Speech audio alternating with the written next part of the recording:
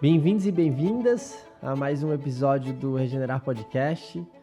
E confesso que esse episódio eu tô ainda mais ansioso que os outros, porque vocês vão entender por quê. A gente tá há mais ou menos um ano tentando encontrar agenda para esse podcast, porque realmente é uma pessoa que eu brinco que é onipresente. Ela tá em todos os lugares ao mesmo tempo. Qualquer evento de sustentabilidade que eu vá, está lá a Camila Camilo, sempre presente. Então, obrigado demais, minha amiga, por estar aqui. Sei que sua agenda é super difícil, e ela é difícil por um motivo, porque eu acho que você é uma das pessoas que, quando eu escutei pela primeira vez, eu não te conhecia, eu confesso que, para mim, veio na hora uma reação de eu falar assim, uau, o nível de coerência que você consegue trazer no que você está falando, sem também necessariamente trazer um olhar que seja um olhar que afasta, né? Porque às vezes o nosso setor tem pessoas que têm um olhar que afasta mais do que aproxima.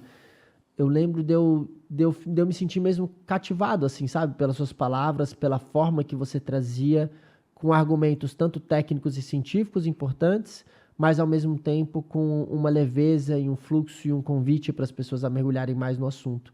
E eu lembro que isso me marcou e desde sempre, assim, em todos os nossos encontros, isso só foi se reafirmando, seja em encontros você falando em português ou em inglês. Parabéns, inclusive, que você tem um inglês perfeito e consegue se comunicar tão bem em inglês.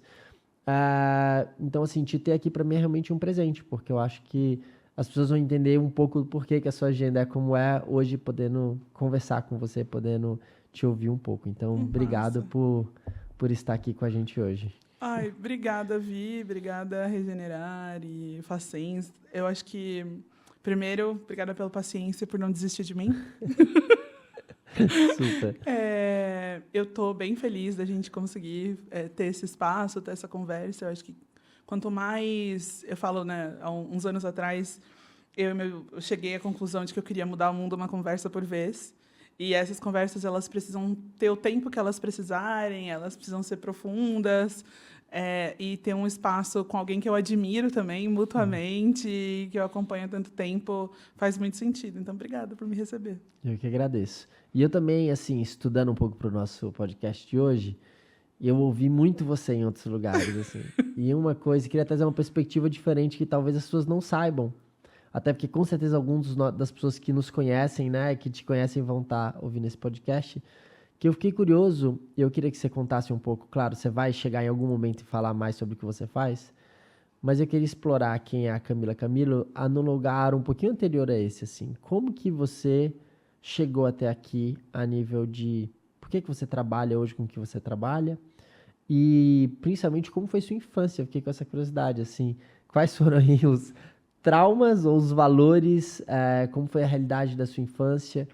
Como que foi esse seu processo de nutrição mesmo, né? De desenvolvimento para chegar hoje aqui trabalhando com o que você trabalha, dedicando a sua vida para a área da sustentabilidade, para a regeneração? Boa. Bom, eu nasci na Zona Leste de São Paulo. Eu sou a segunda filha de 4 irmãos. De uma família, cara, típica da ZL, assim, da quebrada. Meus pais tinham um relacionamento meio tenso, uma hora se separa, minha mãe casa de novo. Tretas, assim, muitas delas. Mas eu sempre fui uma pessoa muito curiosa. Eu acho que minha vida começou a ter um tom mais ou menos quando eu tinha uns 10 anos. Eu tinha uma professora de 9, 10 anos, eu tinha uma professora de português, professora Vitória Keiko. Ela dava aulas de redação com a Declaração da ONU dos Direitos Humanos. Uau! E ela foi a primeira pessoa que me deu o Estatuto da Criança e do Adolescente para ler aos 10 anos. Tipo, ela passava o ECA na sala de aula. Uma loucura, né? Quando você pensa assim, isso era 2002, Uau. 2001.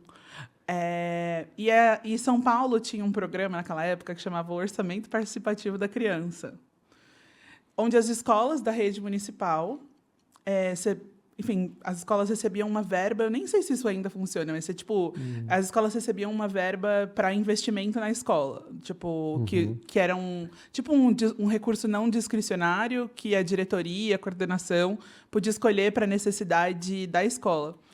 o projeto previa que os alunos fossem parte disso.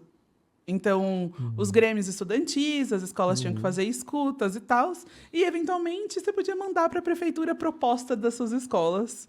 Quem sabe alguma coisa era implementada maior. E aí, a minha professora falou assim, você está sempre participando, está sempre engajada, acho que você devia ser representante de sala. Aí, da representante de sala, você organiza não sei o quê. Aí, virei delegada da minha regional para a Conferência Lúdica dos Direitos da Criança e do Adolescente. Com 10 anos. Com 14, eu comecei a trabalhar formalmente. Eu trabalhei desde os 11, mas no mercado formal eu fui trabalhar aos 14. E aí eu fui trabalhar numa indústria, numa metalúrgica, como jovem aprendiz.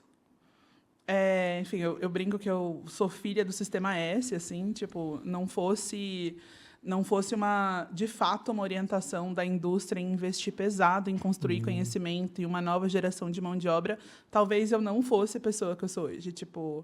Eu lembro de já estar por dentro de uma ISO 18000 com 14 anos, sabe? Uau!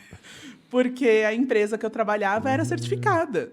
Super. Então, todo ano a gente tinha que revisar tudo, as metas todas, os painéis todos pendurados, assim. Eu fazia mecânica de usinagem no Senai.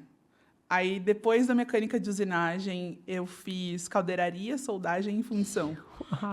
Eu nunca imaginaria isso, que interessante. E aí, eu juro pra você, é muito louco a vida, né? Eu falo, como é que a gente honra as pessoas que a gente foi? Com 15 anos, eu tinha certeza que eu ia mergulhar e eu ia ser soldadora. Mergulhar, se diz aqui, quem solda, no fundo do mar? Eu queria soldar, em plataforma embarcada e tal. Era um rolê. Eu não sei nem nadar.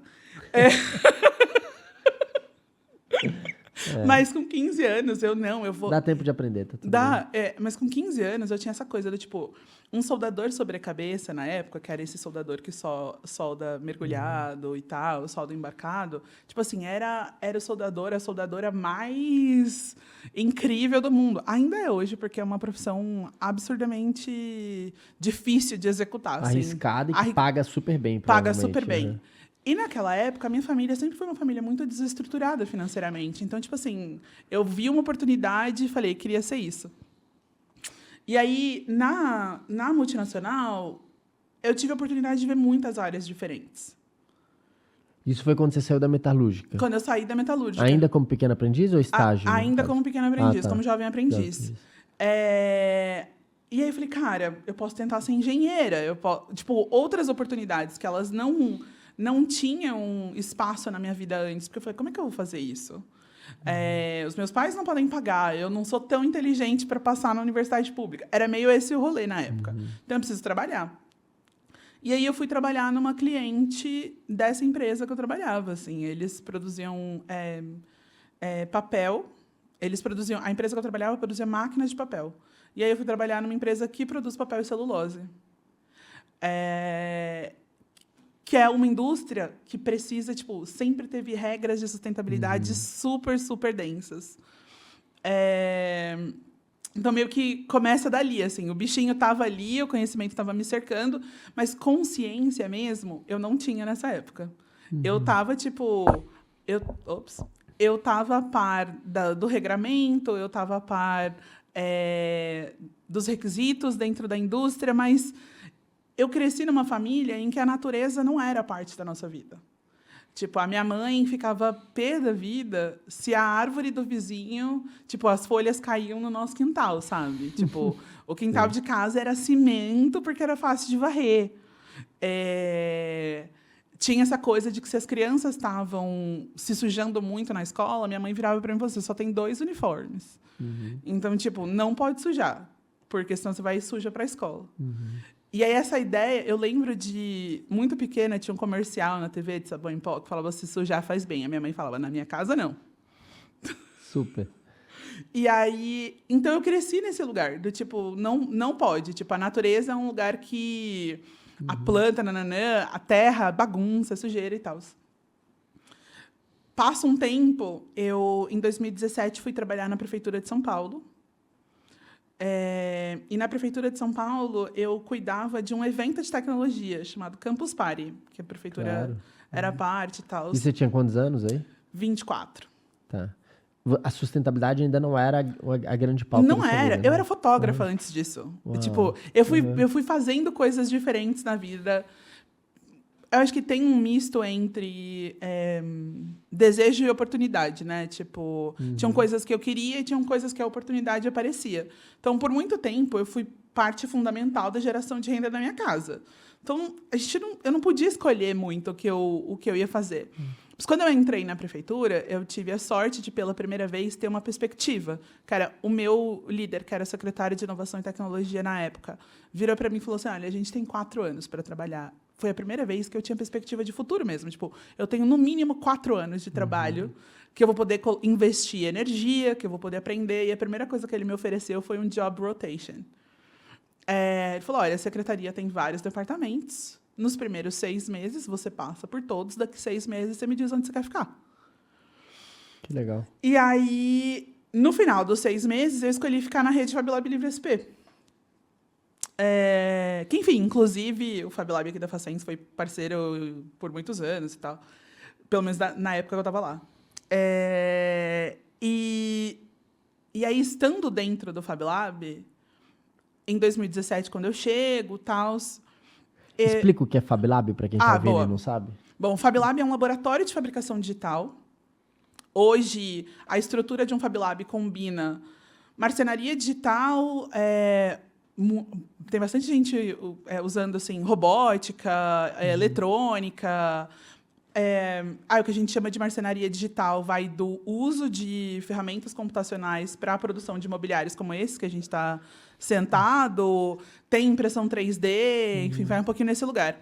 O mais louco para mim é de estar num FabLab, e a ideia de um FabLab ou de um espaço maker, um espaço onde você é um fazedor e você pode pôr a mão na massa para criar coisas que você compartilha. O FabLab em si é uma ideia que nasceu lá no MIT, é uma rede internacional, tem laboratórios desses espalhados pelo mundo. A Prefeitura de São Paulo tem uma rede desses laboratórios pública, que você pode usar gratuitamente, você só leva seu material, se você quiser produzir alguma coisa. Assim, inclusive, eu acho que isso é até uma obrigação de todo o FabLab, né? Ter o Open Day, que é um espaço aberto para o público, inclusive o FabLab aqui da Facens. Exatamente. E quando ela falou aqui das cadeiras, gente, só para falar, para quem está vendo a gente, não só ouvindo, literalmente, as cadeiras que a gente está sentado, essa mesa na nossa frente, foram construídas aqui no FabLab, né? É isso. E aí é muito esse espaço de você provar que não só você pode produzir em menor escala, mas você pode produzir com a qualidade que a galera vende na indústria, sabe? E aí qualquer pessoa pode fazer isso. A ideia é de que o conhecimento de produzir coisas chegue a todas as pessoas. Então, tem uma rede grande que compartilha conhecimento, que compartilha projetos. E aí, dentro do FabLab Livre SP, eu tinha a responsabilidade de fazer a participação da secretaria em eventos de tecnologia, como a Campus Party que eu comentei, mas também tinha um lugar de pensar como é que essa rede, que na época tinha 12 laboratórios, agora tem 13, vai ser melhor para a cidade e para si mesma. Quando a gente chegou, ainda tinha muito desperdício de material e tal. E aí, um desafio que o secretário deu para a gente a gente precisa... Ele estava muito pesquisando cidades inteligentes. E aí ele falou, uma cidade inteligente também é uma cidade mais sustentável. Então, a gente tem uma rede de laboratórios aqui. A gente tem que usar isso para pensar e trazer essas conversas e tal. Então, meu rolê virou conseguir usar os laboratórios para movimentar um pouco isso. Por causa dos laboratórios, eu conheci uma xará minha, ela chamava Camila Brito, fundadora do Barco Hacker, uma iniciativa lá de Belém, que nasceu em 2016, que levava tecnologias dos FabLabs num barco para comunidades ribeirinhas. Uau! E aí, depois até teve um Fab flotante, assim, a galera fez umas iniciativas assim pela Amazônia na época, mas a Cami organizava expedições, ela chamava Makers do Brasil inteiro, para por um final de semana entrar num barco. E a gente ia com as impressoras, com as cortadoras a laser, com os módulos ali de Raspberry Pi, Arduinos e tal, para fazer coisa com a galera. Legal. E quando eu cheguei em Belém, nessa primeira viagem, em agosto de 2017, eu me deparei... a gente foi numa comunidade no município de Barcarena, região metropolitana de Belém. E Barcarena é uma cidade, basicamente, que viveu e vive os efeitos dos acidentes com a mineração. Não só na parte de contaminação da água, mas principalmente nos desafios de transporte, saúde da alimentação da comunidade. Isso é um desafio presente até hoje.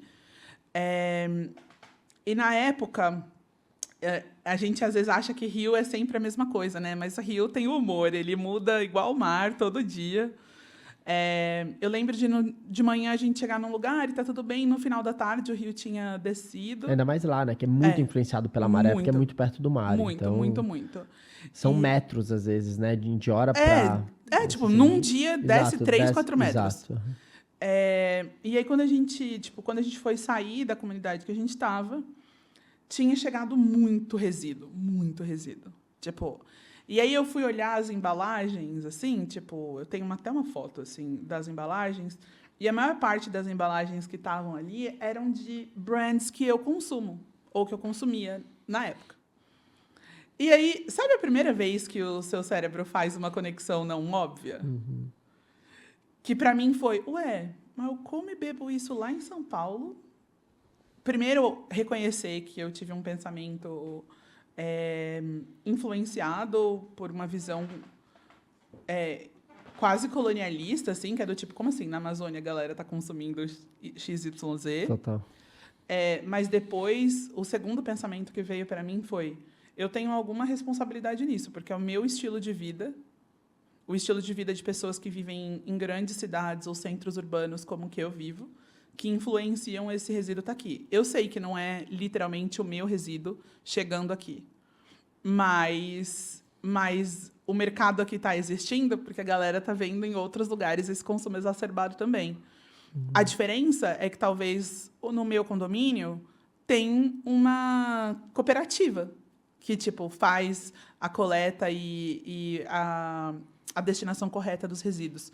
Aqui não, aqui os resíduos vão parar Se tiver, no rio. né? Se tiver. Que é raro. Não, é isso. Sim. Em São Paulo, a gente está falando de menos de 1% do resíduo inteiro da cidade ter ser coleta seletiva e ter reciclagem de verdade e tal. Mas, mesmo assim, tipo, eu tenho o privilégio de morar num lugar que tem. Total. Lá não tem isso. Tipo assim, Belém é uma cidade que até hoje sofre com saneamento. Assim.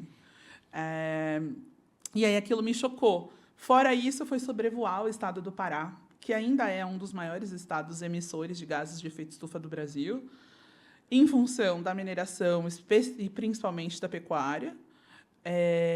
Via desmatamento, Via desmatamento. Via desmatamento. É bom deixar isso claro. É isso, ali tem...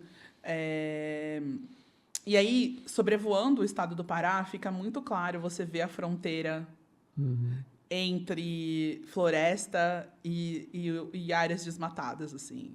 E aí, acho que foi a primeira vez que eu chorei por uma questão ambiental, assim, tipo, que eu olhava aquilo e falava, tudo isso daqui deveria ser um tapete verde, o tapete verde que a gente que a gente escuta. Que nos anos 70, a galera da ditadura falava, não, o governo, na verdade, vai te dar dinheiro para desmatar. Vai lá, abre, que não mora ninguém lá, e, na verdade, moram muitas pessoas. Foi a primeira vez que eu me confrontei com a dicotomia desenvolvimento. Tipo, quando a gente fala de desenvolvimento sustentável, foi a primeira vez que eu questionei se existe desenvolvimento sustentável. E aí aquilo começou a fazer parte da minha vida. Eu falei, cara, o que eu preciso fazer para esse lugar e para essas pessoas continuarem vivendo? Aí eu voltei infinitas vezes para Belém, fui para o Amazonas, comecei a voluntariar. Acho que meu primeiro passo, e eu falo isso para muitas pessoas, é que se você está tentando mergulhar não só no campo da sustentabilidade, mas especialmente em regeneração, e você não sabe como fazer, dedica tempo voluntário, sabe? Tipo, eu mandei um e-mail para a galera da FAS, a Fundação Amazônia Sustentável, falei, gente, eu tenho um mês de férias, se vocês tiverem um núcleo que eu posso ficar como voluntária, eu faço qualquer coisa. E a galera me aceitou, e aí, tipo, eu tinha um pouquinho algumas habilidades de marcenaria que eu tinha aprendido no Fab Lab, fui ajudar a construir um orquidário numa comunidade, na outra fui, tipo, dar reforço de português na escola, sabe? Mas só o fato de poder conviver com uma realidade totalmente diferente da minha fez eu voltar para São Paulo e falar assim, meu Deus, eu realmente preciso trabalhar para que não só a Amazônia continue existindo, mas que a cidade de São Paulo e o estado que eu vivo, que só tem, tipo, gente, 8% sobrou da Mata Atlântica desse lugar, ou até menos do que isso. 8% acho que é o número total. São Paulo, no absoluto, é até menos. Eu falei, como é que a gente faz ser possível respirar em São Paulo de novo, sabe? Que esse é um desafio hoje. Hoje em dia, eu lembro que ano retrasado, quando São Paulo ficou com o pior ar do mundo por alguns dias, eu falei, gente... E é muito louco, porque eu moro numa região de São Paulo que a qualidade do ar é uma das melhores da cidade. E aí tudo estava ruim, assim, que doía a garganta. Falei, gente, é isso daqui que a galera na Amazônia vive todo ano. Total. Entendeu? Tipo... Eu fui pra lá acho que há 2 anos atrás, né? Quando teve aquela pior seca, enfim, das últimas décadas, por causa de incêndio. Eu tava em Altera, ali, Santarém. Cara, era irrespirável quase. Muito difícil. E dá a sensação que você falou, né? Porque ali também, Altera, Santarém, você não tá vendo de cima, mas você tá andando de carro. E aí você tá vendo sentido Flona ali, Floresta Nacional do Tapajós. E aí você vê, isso assim, aquela mata verde nativa, né, a mata primária, e do nada ela desaparece, você vê aqueles campos totalmente desmatados para plantar milho, com as castanheiras completamente isoladas. Isso é cena assustadora, porque pela lei as castanheiras não podem ser derrubadas. Então eles derrubam tudo, menos as castanheiras, só que elas ficam completamente isoladas num campo de milho e naturalmente acabam morrendo, porque todo o ecossistema que favorece a vida dela desaparece, ela fica muito passível, por exemplo, a levar raio em tempestades, e elas acabam morrendo com o tempo. Então essa sensação de você estar presente e ver, sem ser por uma televisão, isso é muito profundo, isso marca muito, sabe? E acho que tem um lugar que eu faço um convite que sai do ativismo do sofá, sabe? Tipo, sem uma relação próxima com a natureza, eu acho que... Eu brinco e falo assim, a gente passou os últimos 30 anos falando sobre design centrado no humano, né? Quando, talvez, a pergunta é, será que a gente pode centrar o design na natureza e o humano é parte do sistema? Porque tudo que tem... Quando a gente... E, ao mesmo tempo, assim, esse é um questionamento... desafiador de fazer, porque vem de menos, né? A gente parte do princípio de que nós somos o topo da cadeia em todos os sentidos e que todo o resto nos serve. Só que, quando a gente está falando de biodiversidade, a verdade é que a gente vale menos do que as abelhas, assim, sabe? Tipo, em termos de contribuição para a biodiversidade. Total. Quando eu falo isso, tem gente que não gosta muito, mas eu falo, se a gente reconhecer numa perspectiva cósmica. Eu gosto muito do... Sabe o astrônomo Neil...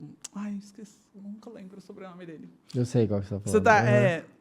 Ele estava... No livro novo dele, Cosmos, ele fala bastante sobre esse lugar de você se ver numa perspectiva de universo. E eu falo, cara, a gente precisa trazer uma perspectiva de universo para a ideia de biodiversidade. A floresta amazônica, ela só é a floresta amazônica por causa das pessoas. Ela é uma floresta plantada, ela não nasceu sozinha. Hoje, inclusive hoje, por causa da gente, ela tem dificuldade de continuar sendo quem a gente construiu ela para ser. Então, óbvio, a gente tem uma parte fundamental na biodiversidade, mas da maneira como a gente está vivendo hoje, a gente perdeu a perspectiva de universo e todos os outros seres nos servem exclusivamente, assim. E isso é ruim, assim, porque se a gente está falando que a galera estima que a gente está perdendo 1.000 espécies por dia. Eu falei, como é que a gente sabe que a gente está perdendo 1.000 espécies por dia se da própria Amazônia a gente conhece menos de 20%, então a gente nem sabe o que a gente está perdendo todo dia. E quando a gente está falando de oceano, que a gente estima conhece menos de 3%, como é que a gente sabe que a gente está perdendo 1.000 espécies por dia? Talvez a gente esteja perdendo muito mais. Ao mesmo tempo, eu tenho falado para as pessoas que eu não queria conversar só sobre a perda, porque é óbvio que tem muita coisa dando errado, mas tem muita coisa dando certo. Talvez as coisas que estejam dando certo, elas só não estão na escala das coisas que estão dando errado. E aí, acho que o nosso desafio de pensar em regeneração é como é que a gente consegue equilibrar a balança de escala e práticas mais regenerativas, assim, sabe? Que às vezes as duas coisas não andam necessariamente juntas. Total. Eu vi, por exemplo, em alguns conteúdos que eu vi você comentando, assim, você fala sobre essa questão das experiências positivas da natureza poderem muitas vezes marcar mais do que a gente só ficar falando, por exemplo, de desastre, que eu acho que esse foi um erro da nossa narrativa por muitos anos com quem trabalha no setor, e eu já me vi, assim, nossa, como eu refleti isso nos últimos anos, porque o próprio Regenerar, quando você vai cursar ele, o primeiro módulo, eu acho que ele é um módulo super importante, não mudaria nada, mas ele é um módulo onde a gente, cara, traz realmente qual é o cenário que a gente está em nível de gravidade. Que eu acho que isso é importante para trazer um senso de urgência também. Mas, ao mesmo tempo, a gente precisa mostrar o que está sendo feito. Eu acho que esse é um dos principais objetivos, inclusive com o podcast, que é de conseguir trazer pessoas que já estão atuando na regeneração para mostrar que tem muita coisa sendo feita. Mas uma das perguntas que eu queria explorar com você é uma dualidade que eu vivo e que talvez você viva aí, ou quem está ouvindo a gente possa estar vivendo e que trabalhe com isso, que é, ao mesmo tempo que eu quero abordar esse assunto dentro de uma energia mais abundante e amorosa, no sentido de, né, experienciar a natureza, se reconecte de maneira profunda com ela, porque é isso que realmente vai mudar o jogo, é a gente se entender como parte de um todo, como parte da natureza. Eu entendo que a grande parte das pessoas hoje não tem muitas oportunidades para ter uma experiência dessa de conexão profunda com a natureza, né? Então acho que esse é um ponto. E o segundo ponto é, ao mesmo tempo que eu quero ir para essa linha mais amorosa e abundante, existe para mim uma questão grave aqui, é que, ao mesmo tempo, isso não pode ser que isso não traga um senso de urgência, como a linguagem do desastre traz, né? Porque, ao mesmo tempo, quando a gente escuta ou quando a gente vivencia algo como aconteceu no Rio Grande do Sul, né? E eu falo isso que eu tenho vários amigos de Porto Alegre, porque eu moro em Floripa. Floripa acabou sendo até o hub de apoio para o Rio Grande do Sul na época. Essas pessoas tiveram suas vidas completamente transformadas pelo desastre, pela dor, né? E talvez acordaram de maneira muito profunda via dor. E isso traz o senso de urgência. E aí eu fico pensando, será que a gente tem tempo para mudar o jogo trabalhando mais na perspectiva do amor e da abundância? Bom, acho que a gente tem várias coisas para desenrolar aqui. A primeira coisa que eu gosto de lembrar as pessoas é que o nosso cérebro não sabe a diferença entre experiência e imaginação. Tipo, então, se você viu uma foto e você registrou sensações a partir daquela foto, o seu cérebro não sabe se você estava ali na situação, tipo, na prática, quando registra uma emoção. Tipo, simplesmente fica com você. Do outro lugar é que geralmente, a gente aprende em dois caminhos, né? A gente aprende por repetição e a gente aprende por experiência. Considerando que experiência é evento mais percepção igual à sua experiência. Então, as coisas... E percepção é construída a partir do seu background, de coisas que você viveu, incluindo as pessoas que cuidaram de você. Quando a gente está aprendendo por repetição, eu gosto muito de lembrar dos exemplos. Eu não sou mãe ainda, mas agora eu tenho 3 afilhados. Então, tô nesse rolê. A gente tem que começar a ensinar as crianças e tal. E aí todo mundo, não, tem que repetir, falando os comandos, não. E aí você vira para a criança e fala assim, não põe o dedo na tomada. E você vai falar 1, 2, 3, 4, 10 vezes. Em algum momento, ela assimila o comando de não pôr o dedo na tomada. Até aí não aconteceu nenhuma experiência traumática. Ela não está sentindo medo, ela não está bloqueada, ela só processa que aquele é um lugar que ela não pode mexer. Mas leva tempo. E aí, normalmente, você precisa ficar muito presente, você escolhe o tom de voz, você olha no olho. Se você gritar, ela assimila o medo daquilo, não a ação que ela precisa aprender. Então. Do outro lado, vamos dizer que você dá o primeiro comando e a criança não escuta. Fala, deixa ela viver aí, deixa ela escorregar. Ela bota o dedo na tomada e leva um choque. o trauma da experiência muda o comportamento dela mais rápido do que os seus 10 comandos. Então, e aí tem alguns estudos que falam muito sobre isso, sobre como o trauma transforma a gente. A psicologia positiva é uma coisa muito nova, tipo, no campo do estudo da mente, assim. Então, sei lá, tem uns 30 anos, 35 anos, que a galera começa a falar um pouco mais sobre psicologia positiva.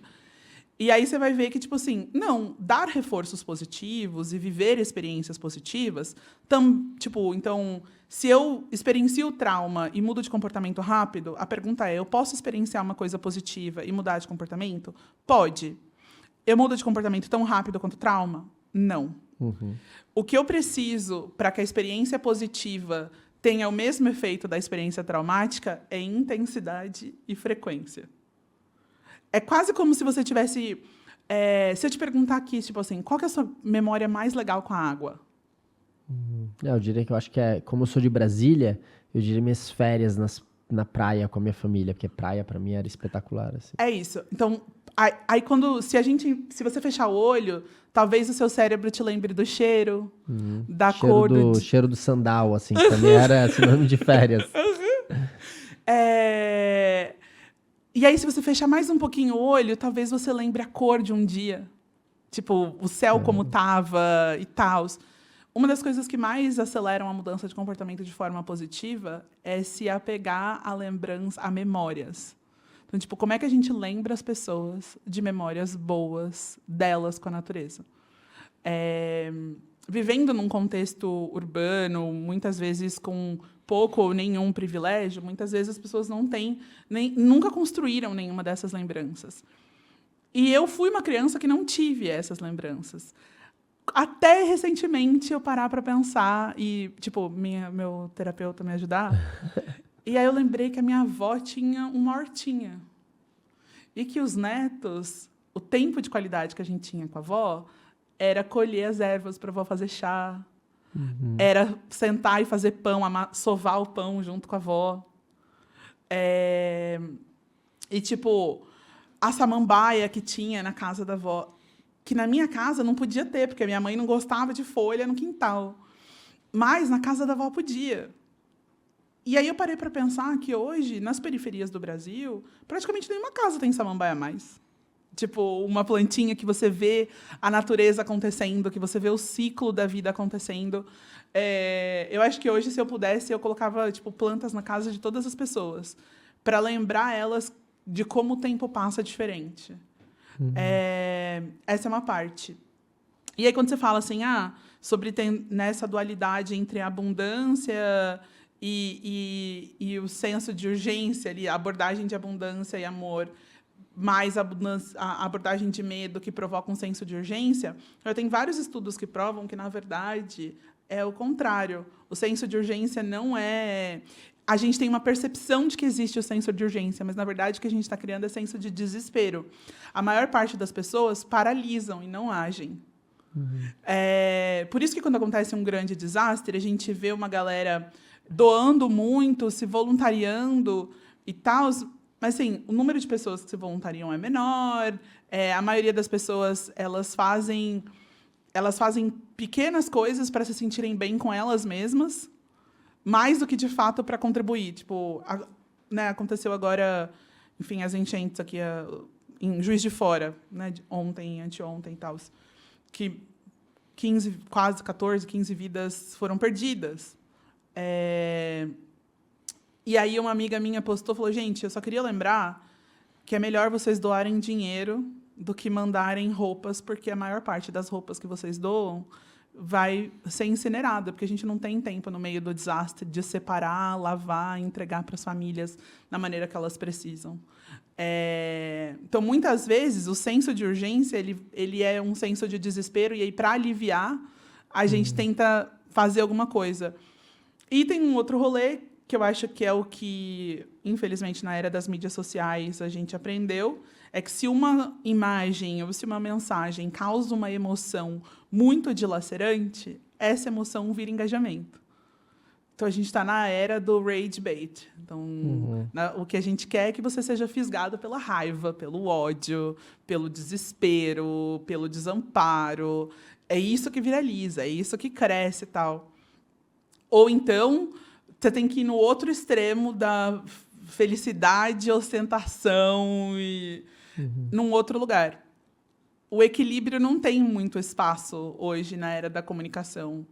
Mas o que eu tenho tentado falar com as pessoas é que a gente precisa lembrar da integridade.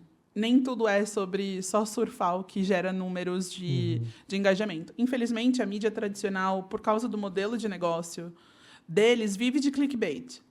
Então, é mais fácil eu te vender coisas que te desesperam e que te dão um falso senso de urgência, mas que, na verdade, causam desamparo. A maior parte dos jovens hoje no mundo acham que eles não têm um futuro.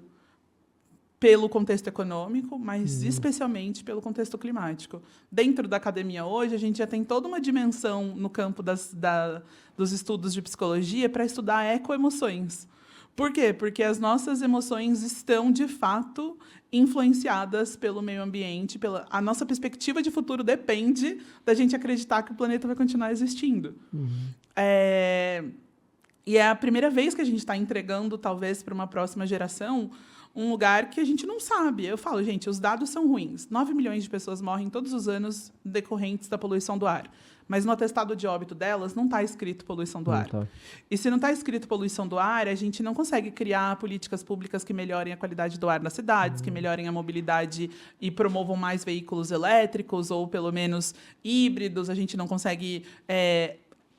Enfim, tem uma cadeia de desafios para resolver que, porque no atestado de óbito não está escrito uma coisa, a gente não vincula. Igual o calor, por exemplo, né? As ondas de calor matam muito mais do que se parece, porque Exatamente. O calor gera estresse para o corpo, se o corpo está com alguma debilidade...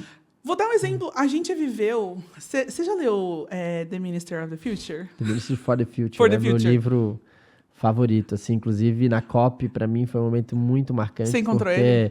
Eu encontrei várias vezes o Kim Stanley, e mais do que isso, na Casa TED, que é uma casa que foi organizada, eles elaboraram uma sessão de trocas e perguntas. Você conseguiu ir? Então foi uma roda de leitura, nós éramos acho que umas 20 pessoas, assim, com o próprio Kim Stanley, onde ele, enfim, faz toda uma leitura do livro ali, de alguns trechos com a gente, depois a gente fez várias perguntas, e eu... Parecia aquela criança, assim, que não sabe? Mão levantada o tempo inteiro, fiz várias perguntas para ele. Inclusive, uma coisa boa, assim, para quem quiser ler esse livro, né? The Ministry for the Future, para mim é uma bíblia mesmo nesse aspecto. Eu acho que ele é o livro mais sóbrio, que traz caminhos claros e, ao mesmo tempo, é uma ficção, então é interessante de se ler. Mas eu perguntei, Kim, quando que isso vai virar um conteúdo mainstream televisivo, assim? Quando você vai botar isso no Netflix? Vai virar filme. Vai virar filme. E é o pior de tudo que ele deu resposta aqui em breve. Olha só que coisa legal. Então, eu tenho muita essa ansiedade de ter um conteúdo que mostre caminhos possíveis, sabe? Super.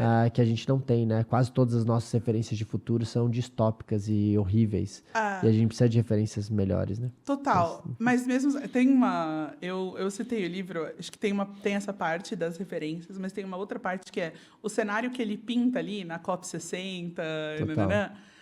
Em termos do cenário de clima, a gente estava vivendo exatamente aquilo em Belém.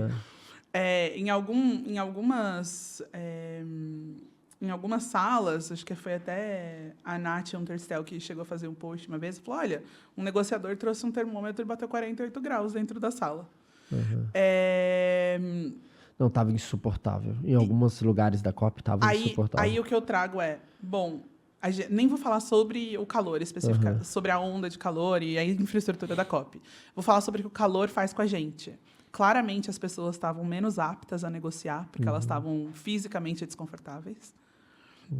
E se elas estavam menos aptas a negociar, ou se elas estavam desconfortáveis, elas estavam mais aptas a tomarem decisões menos plausíveis, porque a decisão tomada na raiva ela é uma decisão mais impulsiva e ela é normalmente num instinto de autopreservação. Então, foi muito difícil a gente chegar num acordo em Belém, porque estava todo mundo com um instinto de autopreservação ativado em decorrência do calor extremo que as pessoas estavam vivendo. Isso é lido como uma causa absoluta? Não, mas é a realidade. Aí, quando a gente para pensar nas escolas, como é que eu quero que uma criança aprenda se numa onda de calor o narizinho dela está sangrando, se eu não tenho uma professora, se eu não climatizei a sala. Mas mais do que não climatizar a sala, se eu tirei todas as árvores das escolas. Aquela sombra natural. Tipo, eu moro numa rua que tem 1,5 km de comprimento, a minha rua. E em 1,5 km de comprimento, a minha rua tem 46 árvores. Ontem estavam cortando uma, inclusive, que por causa da chuva caiu. É muito pouco numa extensão de 1,5 km. Nas periferias de São Paulo, às vezes você vai, tipo, tem, sei lá, 10 quadras e tem uma árvore. Então, se a gente não está convivendo... E aí, assim, árvore é uma solução climática incrível.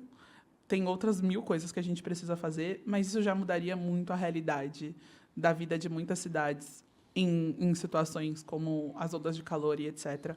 Em que, tipo, sei lá, uma rua... Mesmo minha rua tendo poucas árvores, quando na Paulista está 35 graus, na minha está 30. Tipo, ali no bairro que eu moro, assim, a gente chega a ter uma diferença de 5 graus, assim, sabe? Acho que as pessoas não conseguem mensurar muito isso, né? Principalmente quem vive muito em centro urbano. Eu, por exemplo, nas viagens que a gente faz, né, para o norte, ou até, assim, eu tenho um hobby meu que é corrida de montanha, assim, né? Eu amo fazer isso, assim. E é impressionante, assim, tem dias que eu tô debaixo do sol e tá um calor insuportável, assim. Eu entro numa trilha, parece que eu entrei num ar-condicionado, assim, é impressionante. E, assim, não tem nada climatizado artificialmente ali, é a natureza climatizando, né? Então, eu entro... Impressionante, assim, eu entro numa trilha, nossa, baixa muito a temperatura. Baixa. Não, eu vivi... gente, eu inclusive recomendo o Parque Nacional da Serra da Capivara e o Parque Nacional da Serra das Confusões, no Piauí. O Parque Nacional da Serra da Capivara tem a extensão da cidade de São Paulo. E ele tem vários vales, assim. Gente, é caatinga pura. Tipo...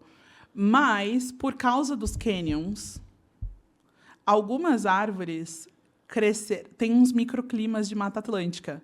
As gameleiras, que são umas árvores que as raízes delas crescem pegadas nas pedras, chegam a mais de 30 metros de altura.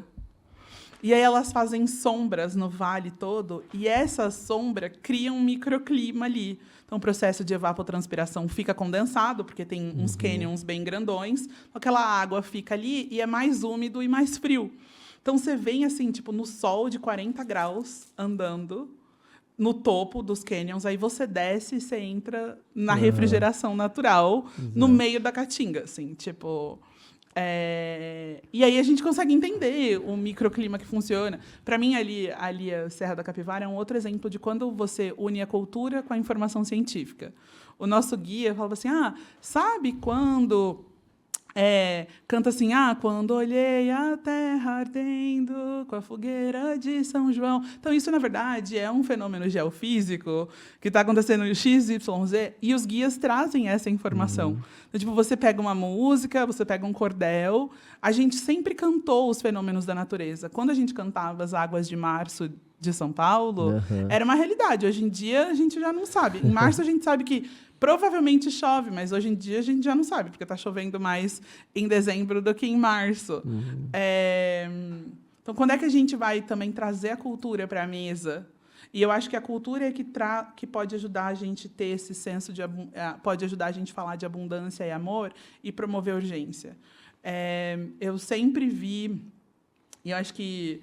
Se bem que a gente está num momento em que não necessariamente os fenômenos da história se repetem, mas a cultura sempre teve um lugar muito especial na mudança de comportamento e em incentivar as pessoas a serem diferentes. Então, de fato, a gente precisa de livros, a gente precisa de filmes de sci-fi, a gente precisa de mais conversas de entretenimento que tragam a natureza como parte da conversa. Não... E tem uma coisa que é verdade, assim, gente. Tipo, toda vez que a gente, às vezes, começa uma conversa sobre clima,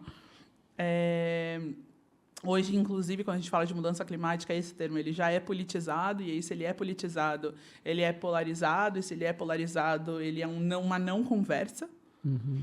Em vários lugares. O meu convite eu sempre tento perguntar para as pessoas, assim, tipo, convidá-las a fechar os olhos e pedir uma lembrança, assim. Tem um... nossa, eu tenho um pensamento meio bagunçado. Tem um instituto americano que chama HeartMath, Eles basicamente estudam o coração. Começou com um grupo de matemáticos, mas eles estudam o coração. E eles mergulharam nos estudos de meditação e tal. E aí tem uma das metodologias deles, um dos métodos ali de meditação, eles chamam de coerência cardíaca. A tese na coerência cardíaca, basicamente a coerência cardíaca é quando você consegue oxigenar o coração e o cérebro na mesma de forma equivalente, assim. E aí basicamente o que melhora a sua resposta e traz uma calma, que normalmente é a calma que a meditação traz, mas nem todo mundo consegue meditar por muito tempo. Eles desenvolveram ali um processo de 2 minutos. A proposta tem um ciclo de respirações, de uma respiração coerente. Então, o que é uma respiração coerente? É quando você inspira e expira a mesma quantidade de tempo. Então, eu inspiro em 6, eu expiro em 6. Eu inspiro em 6, eu sustento com a caixa torácica cheia por 6 segundos, solto em 6 e fico no vazio por mais 6. Esse é um ciclo completo de respiração coerente. Nesse processo de respiração coerente, o convite deles é você tentar sentir os seus batimentos cardíacos e, alinhado a sentir os seus batimentos cardíacos, trazer uma memória positiva. O rolê é uma lembrança positiva junto com a sua respiração, não só diminui a sua ansiedade, como aumenta a sua presença e é capaz de te trazer um senso maior de amor e abundância. Para fazer isso, a gente não precisa levar a pessoa para a Amazônia. Eu quero crer que mesmo... E é muito louco, assim, eu já conheci muita gente vivendo muitas dificuldades no mundo, assim, especialmente no Brasil.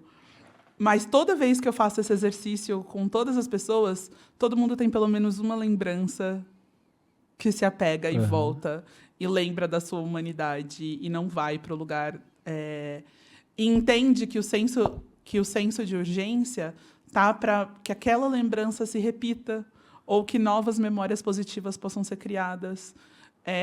Eu acho que o nosso maior convite, assim, num lugar talvez não tenha o mesmo impacto que a notícia ruim, que viaja mais rápido. A mentira também viaja mais rápido. Sim, total. Mas quando a gente está falando de mudanças do clima, eu, recentemente, tenho conversado com o meu time e a gente entendeu que a gente vai parar de usar um termo tão etéreo. Porque também a quem interessa que a gente fala de clima? Que na mudança climática cabe tanta coisa que a gente não sabe quantificar. Mas todo mundo se relaciona com a natureza, todo mundo sabe o que é água limpa, todo mundo sabe o que é respirar um ar bom, todo mundo sabe o que é precisar de energia. Gente... É isso, né? Chuvas e ventos fortes em São Paulo, 2,5 milhões de pessoas sem energia. A cidade num caos absurdo, assim. Então, tem muitas coisas que a gente tem na nossa vida hoje que a gente nem sabe como é viver sem. E aí, eu acho que é possível provocar o senso de urgência a partir de lembrar as pessoas do quanto a gente já tem na nossa mão, sabe? O professor Tim Lenton, da Universidade de Exeter, ele tem uma pesquisa que chama Positive Tipping Points. E é muito num lugar de convidar a gente a falar sobre a gente já está muito melhor em várias coisas do que a gente estava antes, né? Muitos dos nossos índices sociais. E essa daqui, gente, eu vou ser sincera, é uma melhora proporcional e não absoluta, visto que a gente tem mais gente no mundo hoje do que a gente tinha 50 anos atrás. Mas, óbvio, é muito melhor ser uma mulher negra no Brasil hoje do que era ser há 100 anos atrás. Isso faz com que eu desconsidere todas as outras coisas ruins que existem no Brasil para pessoas negras? Claro. Não. Mas só me faz reconhecer que, eu hoje tenho mais ferramentas. Da mesma maneira do que ser uma pessoa gay, por exemplo, 50 anos atrás. Exatamente. Né? Não dá para comparar com hoje. Com hoje, não dá para comparar. Então, acho que o convite para a gente é pensar, Então, tem coisas boas, a gente, de fato, está vivendo melhor do que a gente vivia antes, a gente, de fato, está distribuindo recursos de alguma forma melhor do que a gente distribuía antes, mas a gente ainda tem muitos problemas. Dentro desses problemas, o meu convite, eu acho, a gente está vivendo uma sociedade frictionless, uma sociedade sem fricção, uma sociedade que não consegue lidar com um conflito. E eu acho que o nosso campo precisa ter a capacidade de sentar com um conflito, sabe? De sentar com os trade-offs, de reconhecer que, infelizmente, do jeito que a cadeia de suprimentos dos veículos elétricos foi construída, a gente ainda vai lutar bastante para que seja justo, para que o meu e o seu carro elétrico chegue, as pessoas que trabalham na cadeia de mineração tenham um trabalho digno, sabe? Para que o meu e o seu celular exista, tem pelo menos 18 pessoas trabalhando em alguma atividade análoga à escravidão no mundo. Mas eu não vou deixar de usar o celular, você vai? Provavelmente não. Bem que eu gostaria. Tipo, tô trabalhando aí, vou comprar uma terra para não precisar do celular, poder ficar no meu rolê. Mas a gente não vai largar as nossas benesses, porque alguma coisa nos causa um senso de urgência. Tem uns estudos que falam, basicamente, a gente tem 4 tipos de respostas, né? A gente congela. Eu penso esses termos todos em inglês, então fight, flight, freeze, fawn. Então, a gente luta, fuga, congela, e aí tem esse fawn, um lugar de, tipo... É quase como se é um desespero apático, assim, Sim, né? Uma apatia, uma desesperança. Essas são nossas 4 respostas principais diante de qualquer informação traumática que vem para a gente. A grande maioria das pessoas entram num luta e fuga. E eu acho que o nosso papel hoje é conseguir desenvolver mensagens que acalmam o sistema nervoso das pessoas. Como é que eu tiro você da luta e fuga? Porque na luta e fuga, num âmbito por sobrevivência, tudo que a gente faz é acumular.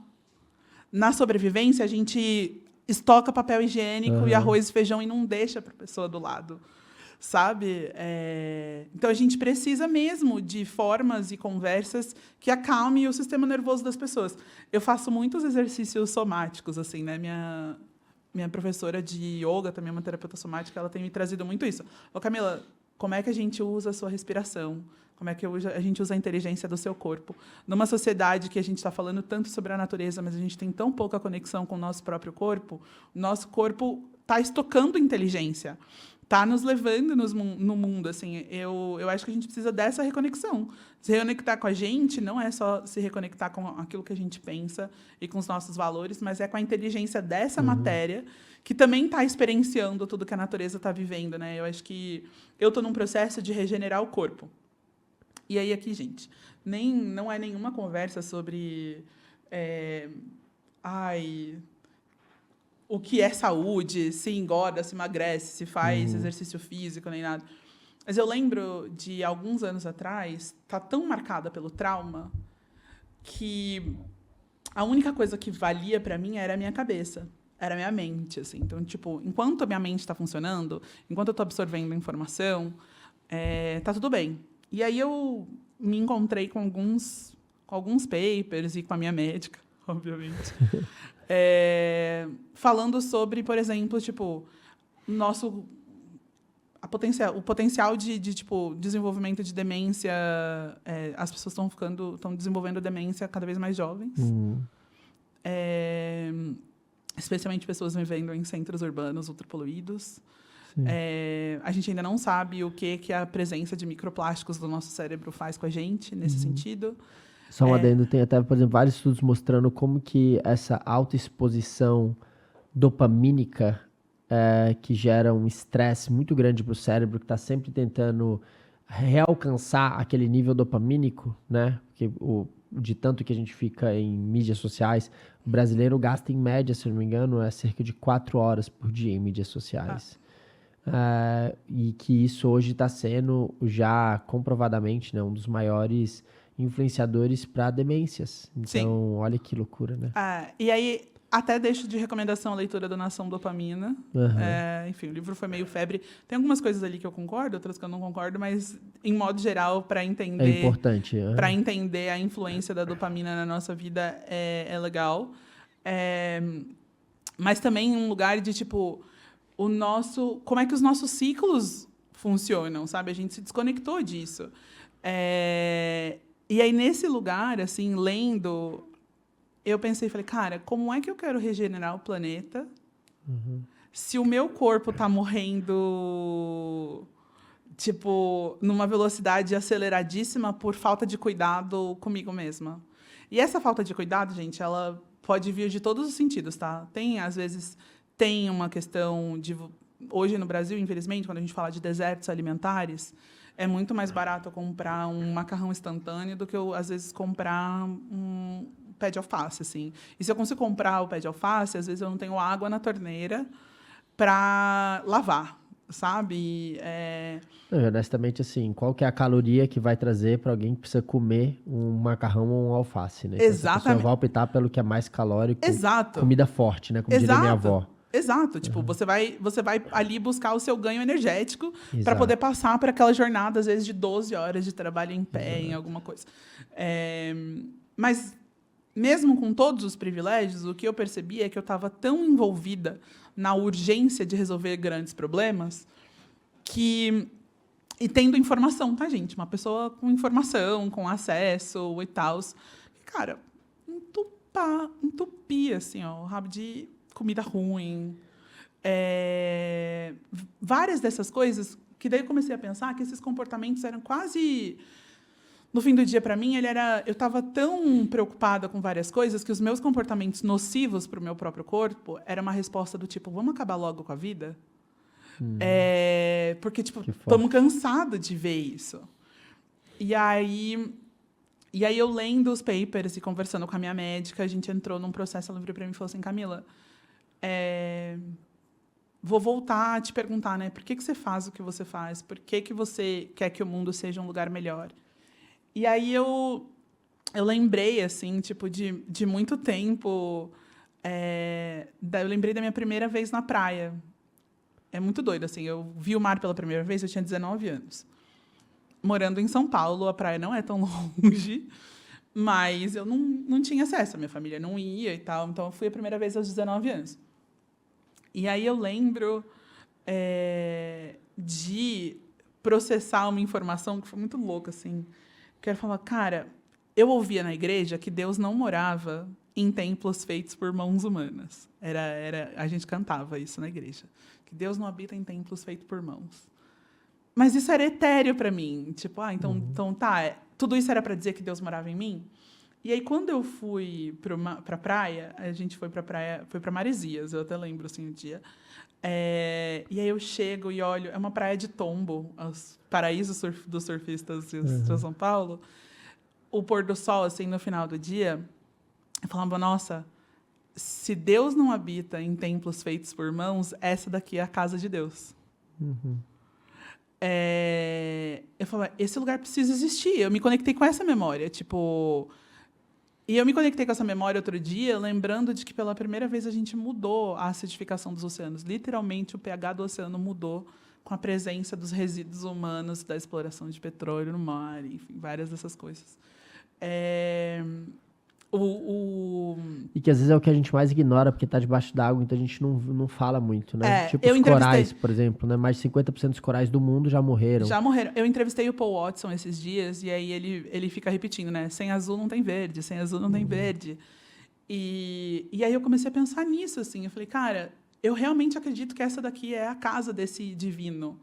E que, sim, eu sou parte dessa coisa maior, então... eu vou cuidar desse corpo. Esse corpo precisa do quê? Precisa melhorar a alimentação, precisa de atividade física, precisa de luz do sol todo dia de manhã.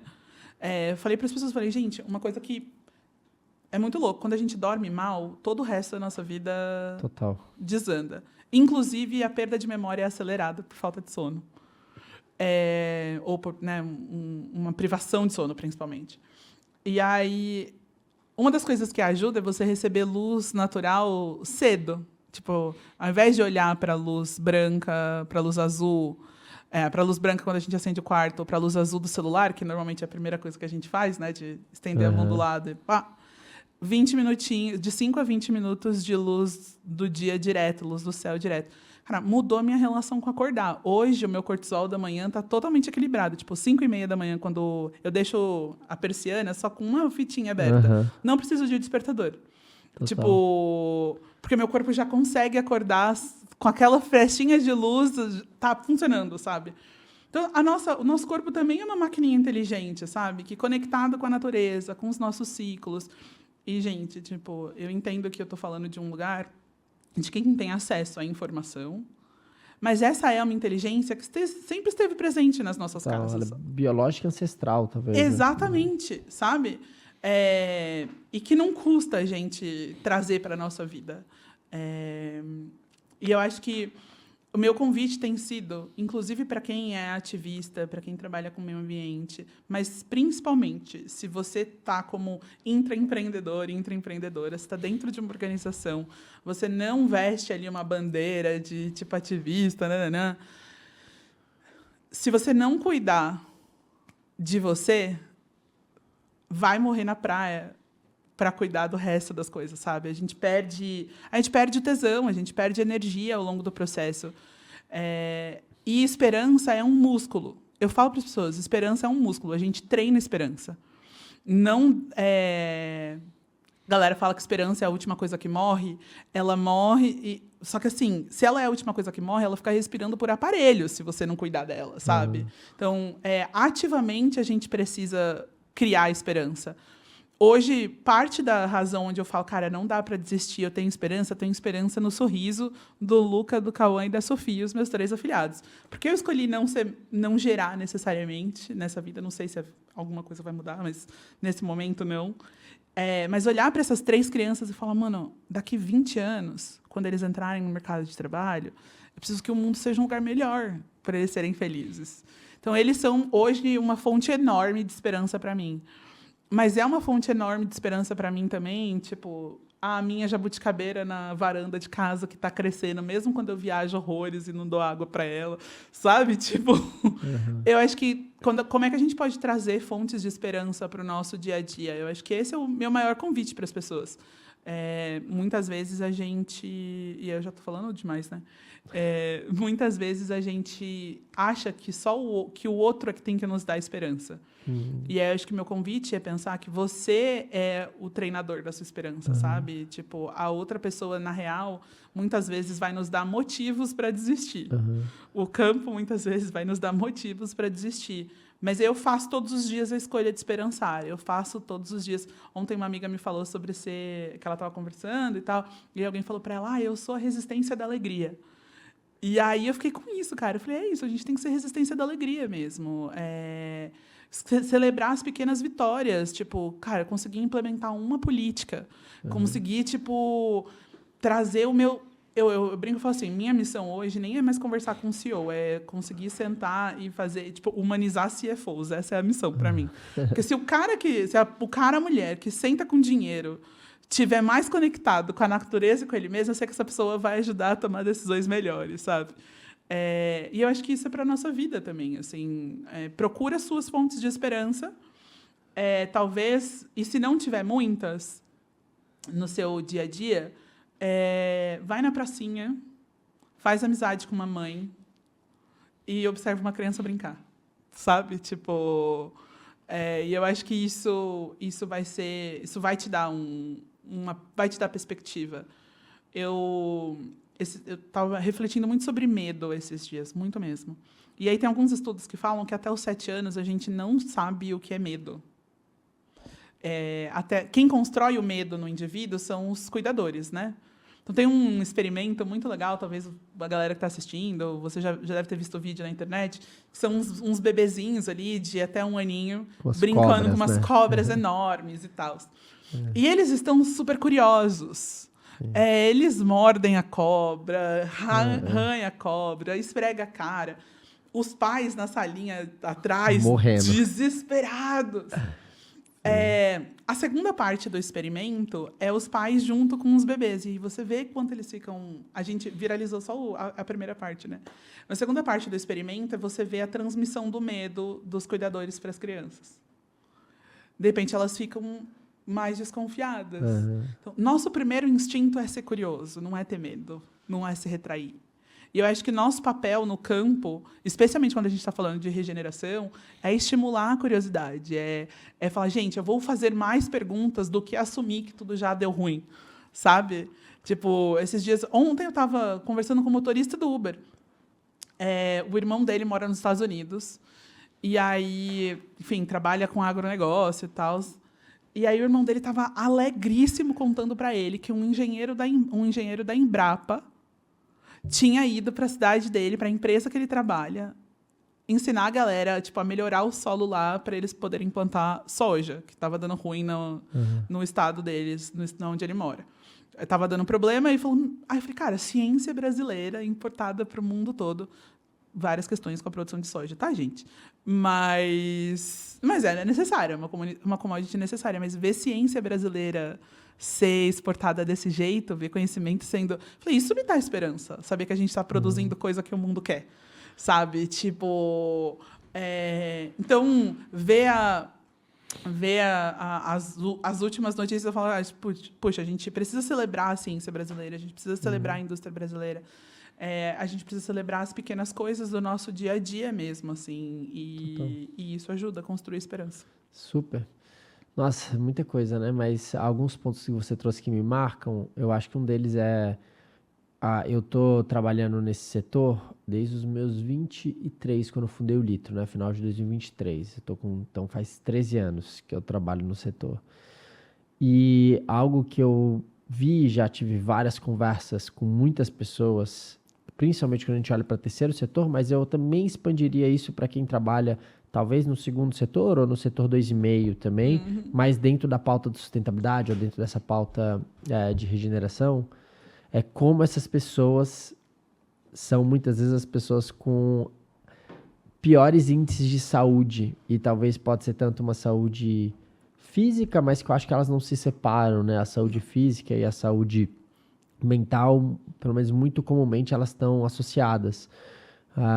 Então, quando você me traz isso, né, de se perceber faltando saúde para você, tentando cuidar do outro, mas não cuidando de si, eu acho que isso é um aspecto que a gente tem que olhar de maneira bem mais profunda para o setor como um todo, porque geralmente é um setor que também quem trabalha nele é pago pior do que quem trabalha em setores tradicionais, com cargas horárias, muitas vezes as pessoas acham que não, mas com cargas horárias maiores, porque a pessoa que está preocupada em cuidar de alguém ou salvar uma vida ou lidar com um projeto que ele é urgente por tempo, e ela é tão conectada emocionalmente com aquilo que para ela não importa o horário, não é o salário que está movendo ela literalmente para fazer aquilo, é a causa.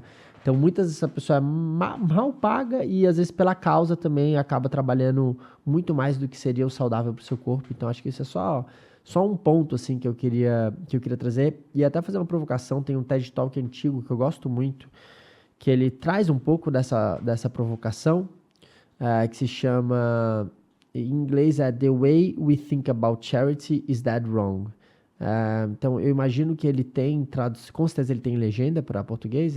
A forma que a gente pensa sobre caridade ou sobre filantropia está completamente errada, de um autor chamado Dan Pallotta. Então quem estiver ouvindo, assistam esse TED, que eu acho que ele é bem provocativo um pouco nesse aspecto.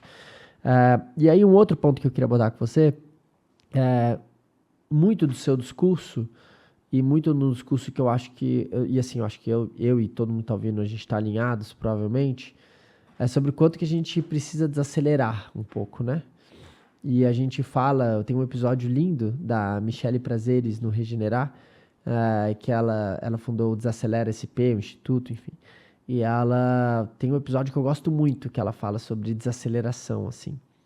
Então, eu recomendo também para quem quiser seguir a Michele, ver o conteúdo dela do Instituto, é bem interessante. E a gente está falando aqui de dopamina, a gente está falando desses efeitos das mídias sociais.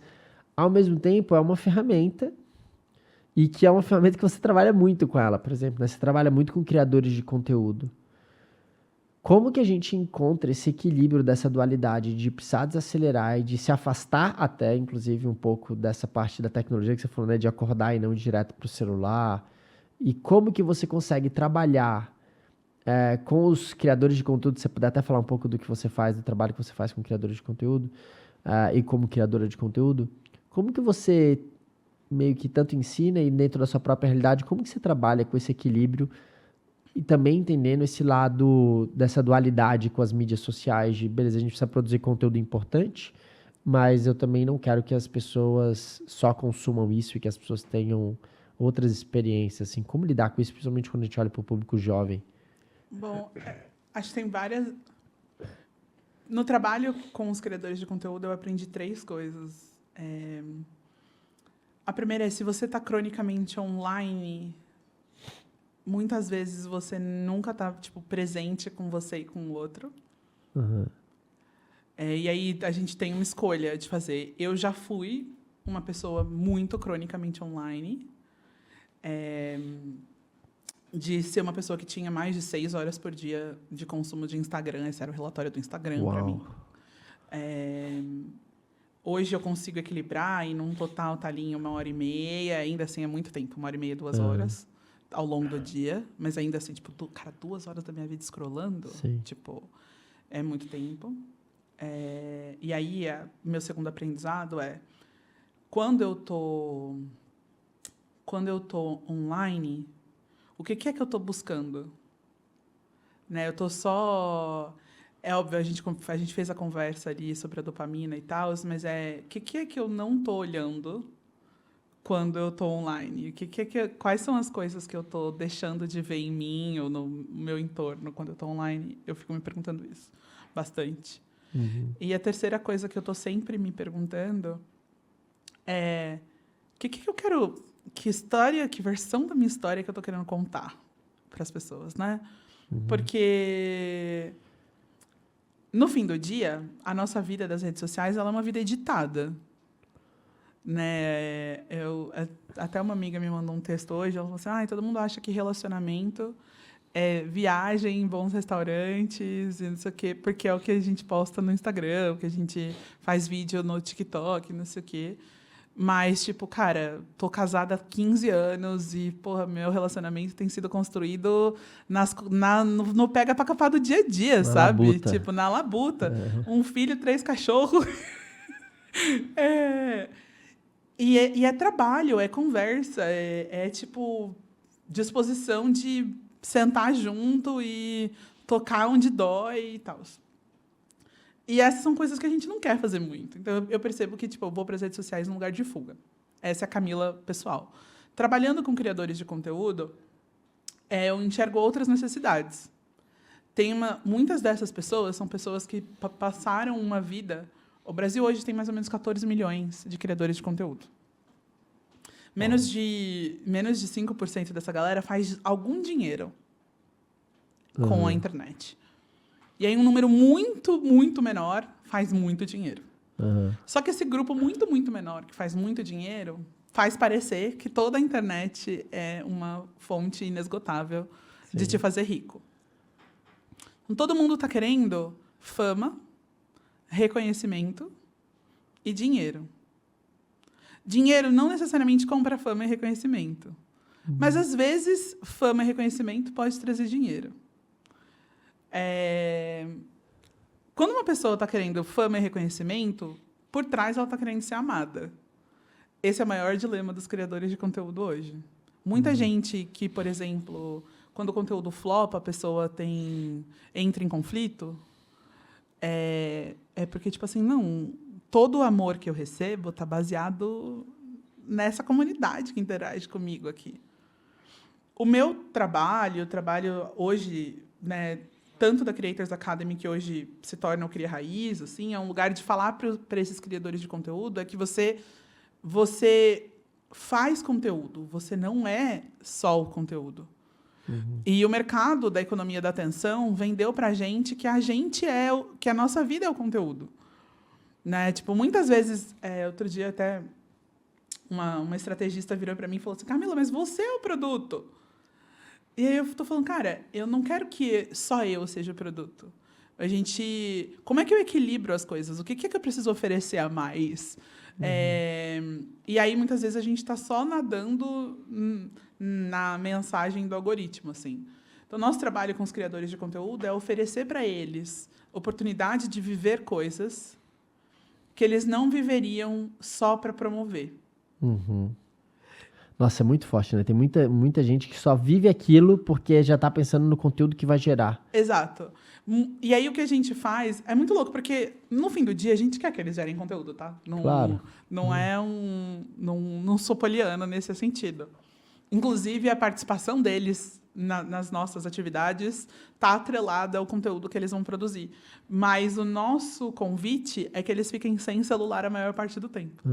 Falo, cara, eu trouxe fotógrafo. Eu trouxe filmmaker. Essas pessoas vão fazer as melhores imagens. Você vai receber. Dá um exemplo de uma experiência dessa. Ano retrasado, a gente levou um grupo de 70 criadores de conteúdo para o Acre. E aí, o convite... A gente foi para uma aldeia no território Poianal, próximo a Cruzeiro do Sul, a cidade mais a oeste, uma das cidades mais a oeste do Brasil, assim. Esse grupo de 70 criadores de conteúdo vinham de 24 estados diferentes do Brasil, de realidade muito diversas. Então, a gente trouxe as cidades e as periferias para o coração de uma aldeia. Durante a nossa semana lá, a galera estava dormindo em malocas, né? Aquelas hospedagens de palha, de construção indígena tradicional em redes, comendo uma comida que 80% dos ingredientes eram produzidos ali na terra. Que legal. Tipo, eles foram, inclusive, fazer o próprio peixe, sabe? Tipo, fazer farinha. A galera foi fazer a farinha que eles iam comer no almoço, passar pelo processo. Essas são experiências que não necessariamente você paga para viver, assim, tipo... o nosso convite vem experienciar o que é um dia na vida de uma pessoa aqui no território Poianal. E você vai viver a vida dessa pessoa por 1, 2, 3, 5 dias. E todo dia a gente vai ter conversa sobre isso. Todo dia você vai escrever sobre isso. A gente vai te dar ferramentas para processar as emoções de viver tudo isso.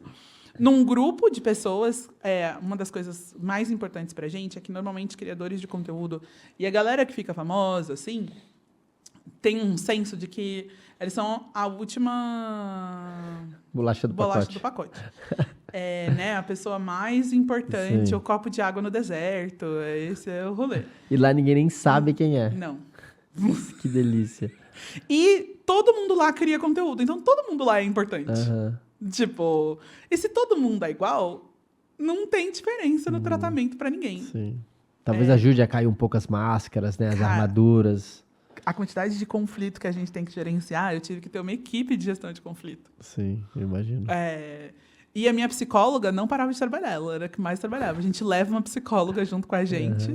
Ela fez atendimentos todos os dias, o tempo todo. Tipo, 8, 10 atendimentos por dia. Porque, óbvio que a função dela não era, tipo, dar uma sessão inteira de terapia, era deixar a pessoa estável, né? Deixar a pessoa... Sim. Mas muito num lugar que é do tipo, putz, eu me dei conta de que eu não sabia nada, que as pessoas se darem conta de que, sei lá, não consigo conviver com uma pessoa que veio de uma realidade diferente da minha, porque eu não gosto do som que ela faz, eu não gosto da cor da roupa dela. E aí, eu preciso lidar com isso de alguma forma, eu preciso conversar sobre isso de alguma forma. E posso fazer uma provocação? Claro. Amiga? Eu sinto que essas pessoas talvez até sintam um conflito. Eu falo isso porque, enfim, não sei nem se ele vai escutar. Se ele escutar, espero que não fique ofendido. Mas, por exemplo, eu conheço um youtuber muito próximo, que é um dos maiores youtubers do Brasil, porque ele meio que mora no mesmo condomínio que eu, etc. E eu fico me questionando, assim, porque, cara, é um rapaz, assim, incrível, super humilde, super querido. A família dele eu adoro. Mas quando eu vejo, assim, ele faz um conteúdo que ele é um conteúdo bem infantil, assim, sabe? Já um adulto fazendo conteúdo mais para crianças, mas etc. Como se fosse aquele blip, eu não sei se você conhece, sabe? Que tem E eu fico pensando, assim, num lugar mais profundo espiritual, assim, sabe? O que a gente veio fazer aqui, qual que é o impacto que a gente está gerando.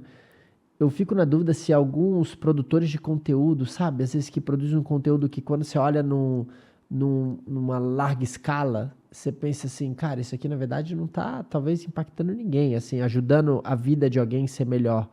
E aí eu acho que quando você leva 70 produtores de conteúdo para dentro de uma floresta, ou para dentro de uma realidade tão distinta como a deles, e eu acho que você.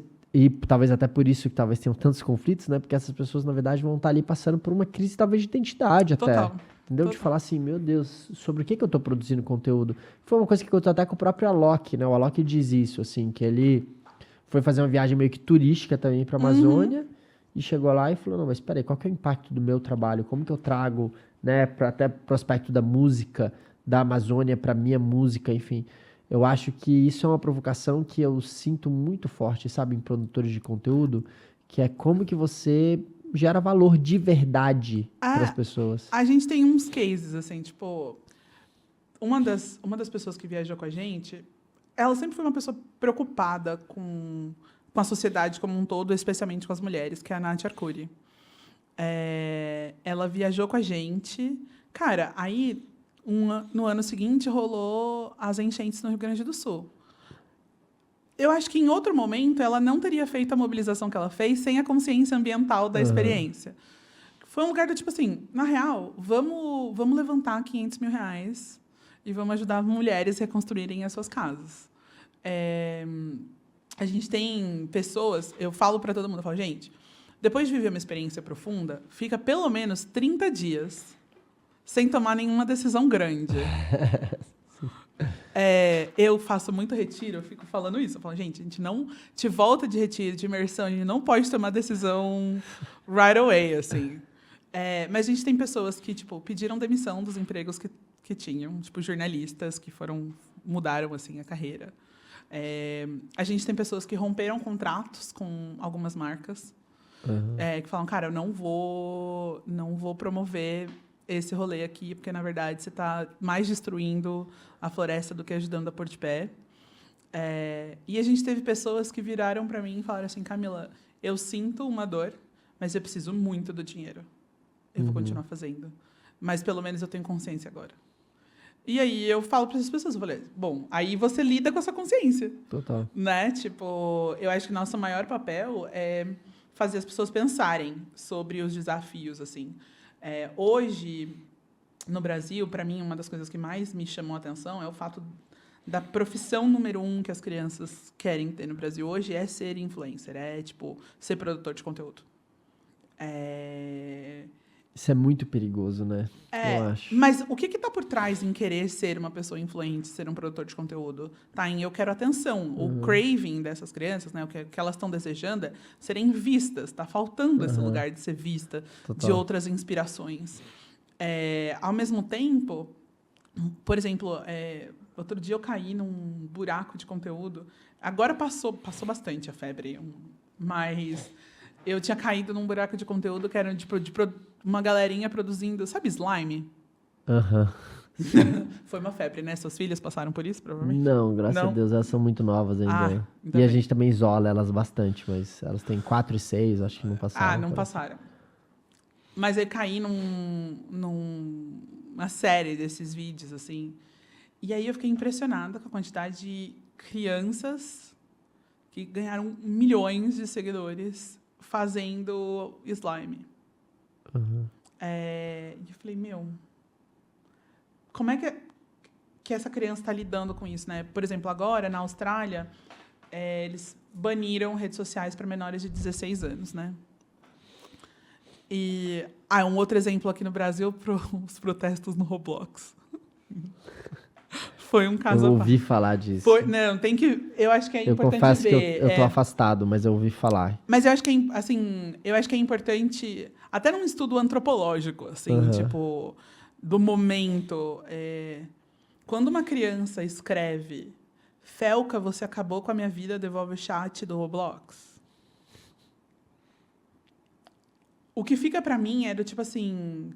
essa criança tem outras conversas? Porque se essa criança tivesse, tipo, conversa, brincadeira na vida real... Tipo, qual é o nível de protagonismo que esse tal de Roblox tem que ter na vida dessa criança para isso afetá-la dessa maneira, Exatamente, né? exatamente. E não é só o jogo. Sei lá, eu tinha... Enfim, tenho o filho de uma amiga. Ele não pode jogar. Então, ele ainda não pode jogar. Mas ele pode ver o YouTube Kids. Então, ele fica horas e horas vendo outras pessoas jogando. Eu acho que é pior ainda do que jogar, né? Quando jogar, você tá desenvolvendo uma atividade motora ali, sei lá. Tipo, você tá raciocinando, tá interagindo. E aí eu fiquei, cara, o que é que a gente também tá dando? E aí, para esses criadores de conteúdo, né, para os produtores de conteúdo, eu acho que tem uma dicotomia, assim, grande. Eu conheço muita gente que quer fazer coisa legal. Só que depois fica refém da viralização. E aí eu vou fazer só o que vende. E aí, se uma marca está me pagando, eu vou fazer só o que gera mais negócio, porque a marca vai me pagar mais.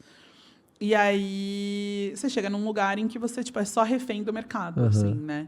Eu acho que a gente está num momento em que o mercado de comunicação mudou muito nos últimos 10 anos. Muito mesmo, assim.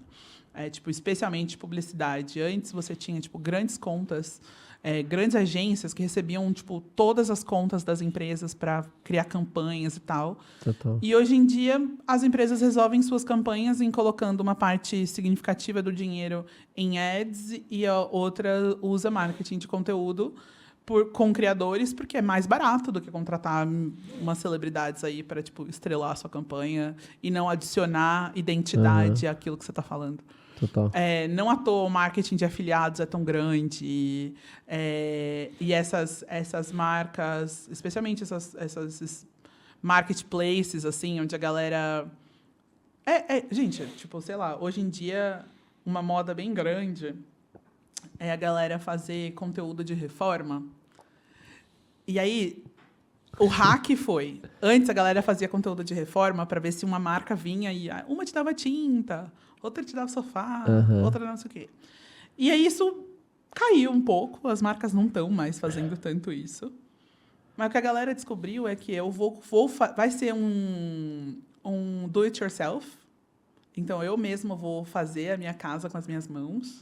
Vou pintar a parede. Vou pintar a parede, não sei o quê. E aí, eu vou usar o marketing de afiliados. Eu vou deixar ali o meu link no site da loja. E aí, eu ganho uma comissão por tudo que as pessoas compram a partir daquilo que eu estou usando. E o meu conteúdo está crescendo. É insano. Eu caí outro dia num limbo que é mulheres de presidiários. É todo um campo no TikTok, assim. Mentira.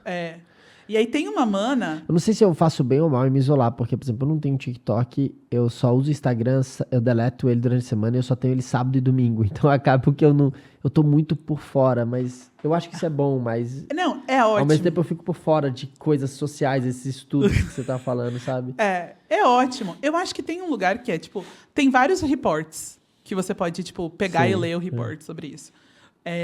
Mas esse limbo aí, esse nicho no TikTok de mulheres de presidiários, tem uma mana que ficou muito rica recentemente. Como assim? Ela faz ela faz os jumbos. Ela faz os jumbos. Que não, é ela... Não tem o kit que a mulherada leva pro companheiro? Então, tem um tipo de roupa que é aceitável. A leg, a camiseta, e aí ela fez a marca daquelas roupas que as primas lá, que as irmãs podem comprar para ir. Aí, mais do que isso, ela vende, a sacola do Jumbo, que é transparente, os potinhos no padrão que a polícia aceita. Uau! Tem todo um rolê. Super empreendedora. Super empreendedora. Não, e tem várias fazendo isso, tá? E aí tem as histórias dos relacionamentos delas, que daí, uma foi acompanhar a prima numa visita, e aí conheceu o cara, e não sei o que lá, e aí ficou... E, de repente, você tá assistindo aqueles vídeos, assim, um rolê. E aí tem hoje em dia tem, um mercado dessas manas, assim. Sei lá, pra mim, que eu já passei um pouco dessa fase, mas eu tive a minha fase de limpadores de piscina. E eu nem tenho, eu Ai, tenho Jesus. piscina no meu condomínio, mas eu não limpo a piscina, eu escava horas, eu já comprei produtos de limpar. Eu acho engraçado, às vezes, esses comentários, né, de alguém que fala assim, sei lá, um vídeo sobre fazenda. Aí a pessoa escreve, eu tenho fazenda? Não. Tenho interesse em ter fazenda? Não. Assistiu o vídeo até o final? Sim. E esse é o problema, né? Assim, brincadeiras à parte, é isso, assim. Querendo ou não, é interessante que você tá descobrindo também coisas que você são tão fora do seu universo que prendem a sua atenção. Ao mesmo tempo, o algoritmo ele funciona de uma maneira que ele vai querer te prender ali por muito tempo. E aí você perde a noção, né, do quanto de energia vital sua você tá colocando Mas nessas olha um rolê plataformas. muito doido. Uma tendência de canais crescendo no YouTube são canais que fazem vídeos longos de, tipo, caminhadas na montanha Olha que e tal. interessante.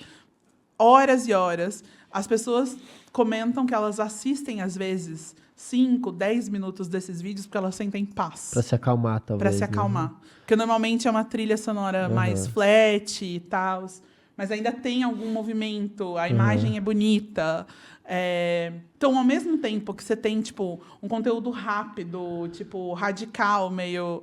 Do outro lado, você tem uma galera buscando assistir, tipo, um conteúdo de formato longo. É que são os contramovimentos, né, que naturalmente surgem, são as existências, talvez, né? Exato. E eles são necessários, assim, né? Eu acho que a gente está num momento em que a gente nunca teve tanto... Tipo, a gente consome mais conteúdo num dia hoje do que os nossos avós consumiam na vida inteira.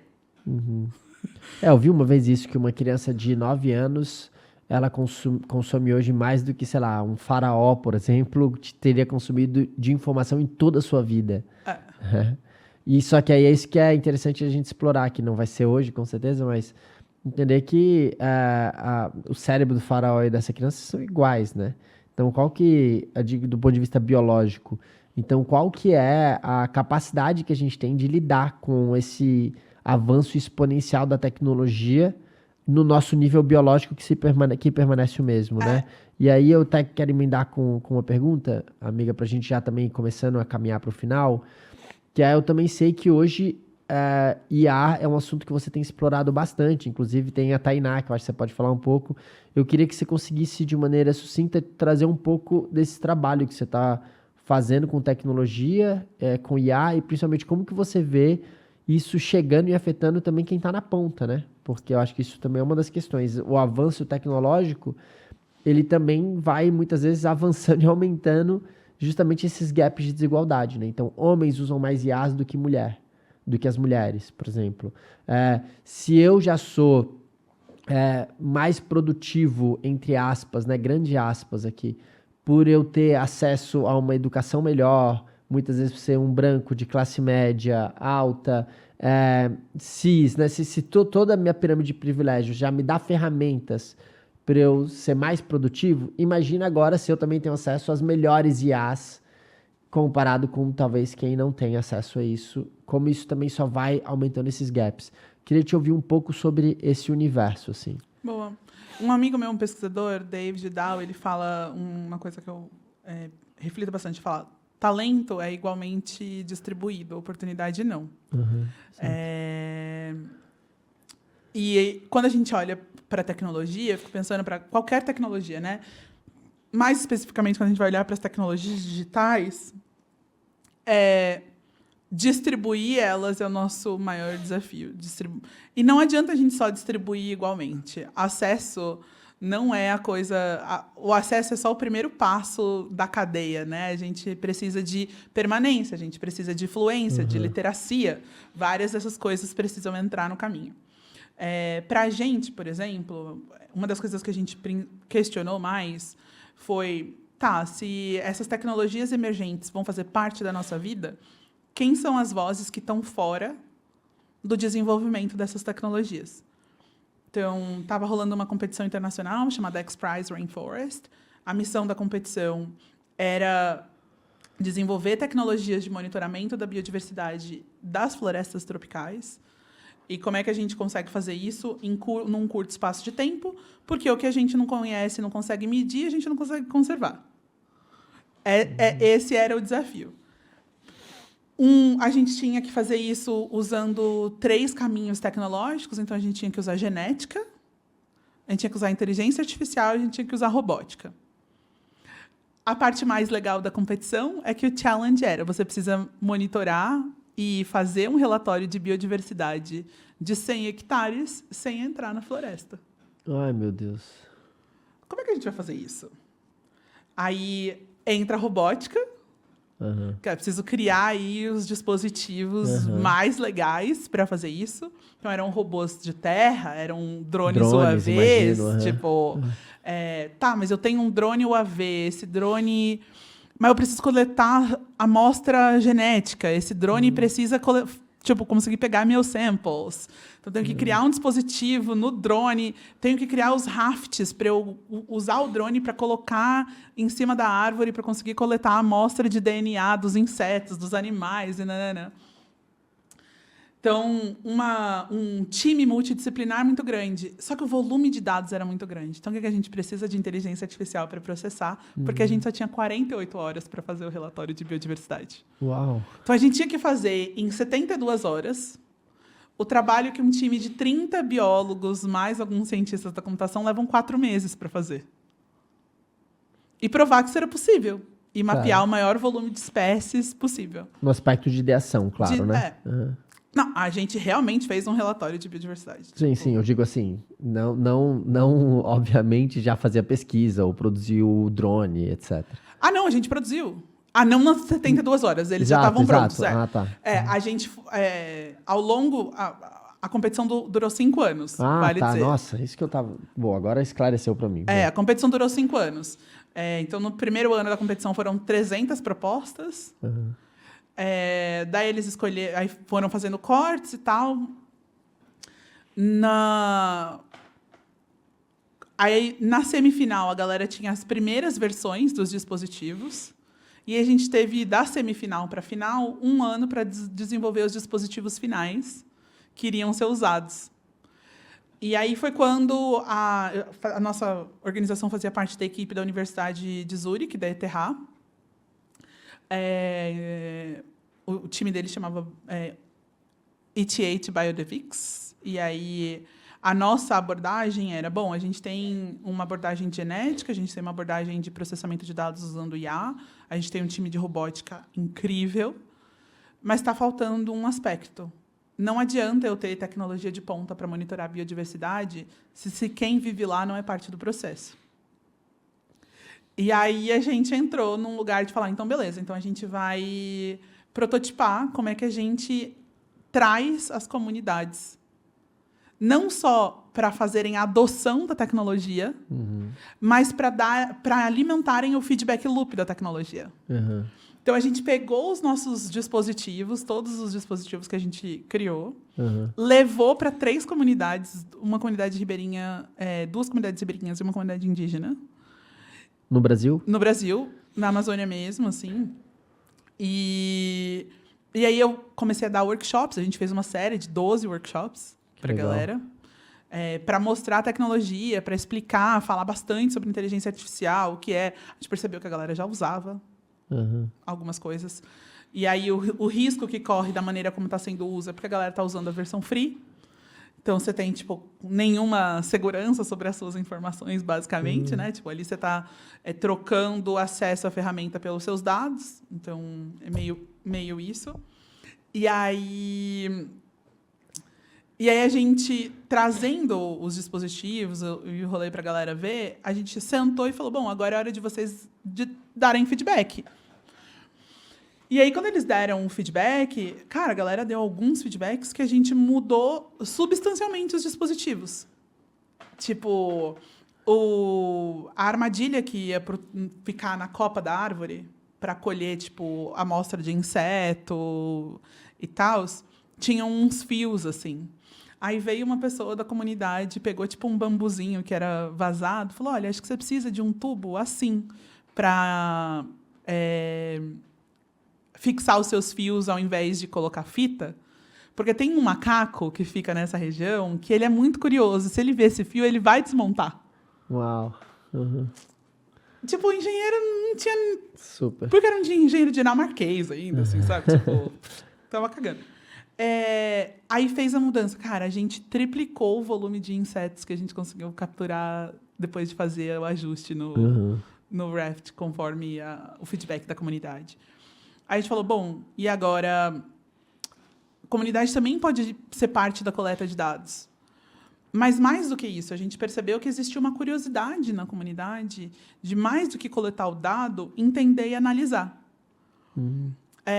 Então, a gente usava lá, né, os gravadores de áudio que a galera fazia as trilhas, colocava nas árvores e tal, depois pegava e fazia o upload, e a gente usava aqueles áudios para treinar os modelos. E em algum momento, juro, sem a gente nem falar, tá? A galera da comunidade começou a entrar na plataforma, colocar o fone de ouvido, falar, esse é o passarinho tal, esse é o macaco tal, esse daqui é um inseto não sei o que lá. E aí a gente mostrou como fazer a parte de rotulagem. E, de repente, a comunidade estava treinando o modelo também. Tipo... e aí, a partir de 4 ou 5 reconhecimentos da comunidade, o modelo já estava muito mais rápido no reconhecimento quando vinham os sons depois, sabe? E a gente conseguia fazer um soundscape perfeito da floresta. A Tainá vem nesse lugar de que a gente chega, né? O David, que é esse mesmo cara da frase que eu falei, o doutorado dele é inteiro focado em desenvolver assistentes virtuais. E aí, ele tinha desenvolvido inicialmente uma que ele chamava de Dora, que era nesse lugar de ser uma assistente virtual para ajudar a coletar dados de biodiversidade. Essa era a primeira ideia, e pagar as pessoas por esses dados. Essa era a primeira ideia. E aí, quando a gente foi apresentar a Dora para a primeira comunidade em um dos nossos workshops, uma menina levantou a mão, ela virou e falou assim, não estou afim da Dora exploradora, não. Eu queria a Tainá a guardiã. E aí Minhas filhas amam o desenho da Tainá. Essa colocação semântica mudou fundamentalmente o propósito da assistente virtual. Porque se num outro lugar o que a Dora queria era saber mais, extrair mais informação, agora a função da Tainá é ajudar a conservar e manter o conhecimento da comunidade. E isso é uma mudança grande de propósito. Né? Então, e aí a gente entendeu que não só a galera queria usar, queria ter acesso, mas também queria construir. Mas a galera não coda ainda, Cami, a galera não está escrevendo código de inteligência artificial. Mas hoje em dia a gente sabe que o que a gente podia era trabalhar em parceria. Então, a gente tinha ali um doutor em inteligência artificial, especializado em desenvolver assistentes virtuais, escutando as necessidades das pessoas e podendo aplicar aquilo no código na hora. Basicamente, essa é a nossa experiência. Isso se fortaleceu. A gente realmente acredita que, na mão das pessoas que mais cuidam do planeta, a inteligência artificial é, sim, parte da solução e não parte do problema. Por causa disso, a gente conseguiu um apoio do Google.org, e a gente, inclusive, está começando mês que vem, em março. Inclusive, a gente está começando em março um fellowship com apoio do Google.org para pessoas jovens, indígenas, ribeirinhos e quilombolas, para adoção de inteligência artificial. É um lugar muito... Que legal. Inicial, uma formação inicial, um primeiro fellow inicial, mas mais do que entender o que é, como funciona, como usar, a ideia é que eles sejam multiplicadores para as suas comunidades, né? E, cara, a gente teve mais de 500 inscrições no fellow. Jovens de todos os territórios do Brasil. Assim, foram quase 300 territórios indígenas, quilombolas e ribeirinhos inscritos, assim, 500 jovens. E era uma galerinha entre 16 e 25 anos. Então, essa juventude está sedenta. Eu acho que a gente tem um papel. A gente não vai conseguir fugir da economia digital e nem da economia da IA. Então, eu acho que o nosso papel, tendo acesso, é garantir que essas vozes que não estão necessariamente no epicentro das coisas tenham um shot, tenham uma oportunidade, sabe? Então, como Instituto IA, a gente está tocando a superfície ainda nesse caminho, mas, enfim, querendo parceiros, querendo ampliar. A gente tem mais 485 jovens aí precisando também de formações. Então, quem quiser colar com a gente, ajudar e fazer parte, trazer conhecimento para a mesa, eu tenho certeza que eles vão adorar. Muito legal. para essas pessoas que querem explorar mais esse assunto, tanto do Instituto quanto do que vocês estão fazendo, seja para a parte, por exemplo, de criadores de conteúdo, seja toda essa parte de inteligência artificial e todo o resto que vocês fazem, quais melhores canais para chegar em você ou para chegar em vocês? Massa. Bom, para visão geral sobre as nossas coisas, institutoia.com.br. Para falar comigo, camila@institutoia.com.br, Oia com Y. As nossas redes sociais são um canal que tipo, o time está o tempo todo ali atento e respondendo. Então, Camila com K, _ Camila no Instagram. Rede Cria Raiz no Instagram e instituto.oia também. Então, esses são os nossos principais canais. No LinkedIn também vocês me encontram super, estou sempre ativa por ali. Sou eu mesmo que respondo. Tipo, por isso que eu demoro. Assim, às vezes eu tenho ajuda, às vezes a Tati, que trabalha comigo, me ajuda ali também. Mas eu tento pelo menos as DMs, eu tento ser eu mesmo, assim. Às vezes a Tati me dá um suporte.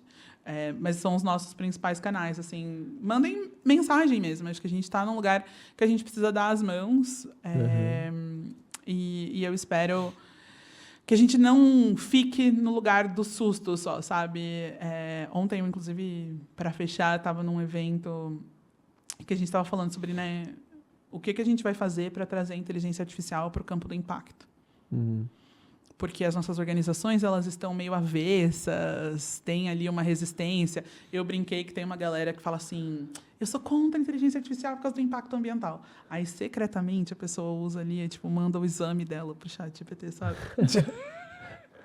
E aí eu falo, gente, num lugar que... É o que eu falei, muitas vezes a gente não vai desistir de algo porque ela nos traz benefício próprio, mas publicamente a gente não vai falar o que a gente pensa tipo, de verdade, né? E eu acho que a gente precisa ter coragem de assumir que não é lutar contra, já está aí, já é o que a gente faz com isso para ser uma solução mesmo, né? E por fim, é não achar que a IA não é o próximo Deus, não é a próxima religião, não é, tipo, parte do processo e não é só sobre eficiência. Às vezes, o que a gente precisa é guardar conhecimento, assim. Às vezes, o que a gente precisa é garantir que as línguas indígenas não vão ser perdidas. Às vezes, o que a gente precisa é, de fato, conseguir identificar pensamentos suicidas em adolescentes mais cedo. Que é, tipo, um rolê que tem uma galera construindo agora, sabe? Então, ao mesmo tempo que a gente tem um pessoal querendo colocar publicidade dentro dos LLMs para vender mais e ficar mais rico, a gente tem uma outra galera tentando desenvolver coisas boas. Muito bom. Como tudo é uma ferramenta, né? Como a gente vai utilizar, só que ela é uma ferramenta muito poderosa e a gente pode usar ela para gerar muito impacto positivo também, né? E aí, para encerrar, minha amiga, a gente tem alguns rituais. Eu queria que você recomendasse algum livro que você te marcou muito. Então, bem claramente, falar qual é o livro que você recomendaria para quem... O nosso público é um público, muitas vezes, que quer fazer transição de carreira, ou que gosta muito dessa pauta de sustentabilidade e regeneração. Então, preferencialmente, que seja um livro dentro desse universo. E, por último, amanhã a gente vai receber uma outra convidada no podcast, que é a Ana Aranha do Quintessa. E eu queria que você deixasse uma pergunta para eu fazer para ela. Então, que pergunta que você gostaria que eu fizesse para Ana, que eu vou fazer essa pergunta amanhã. E ela vai deixar uma pergunta para o próximo convidado. E a partir de hoje, isso vai ser um ritual que eu peguei até de um podcast para dar crédito, né, para o Steven Bartlett, que eu gosto bastante do podcast dele. E geralmente ele faz essas perguntas. Então, a partir de hoje, a gente vai implementar isso. Gosto. Bom, livro... Peraí, eu vou até abrir meu Kindle, porque... Tem alguns... Eu ia, na verdade, indicar um livro de poesia, mas eu vou... Pode ser também, por favor. Eu estou lendo a Riane Leão, mas eu acho que é What If You Get It Right, da doutora Ayana Elizabeth Johnson. Esse foi meu livro queridinho do ano passado, assim, o meu livro de cabeceira o ano inteiro. Eu dei ele de presente umas 3 ou 4 vezes.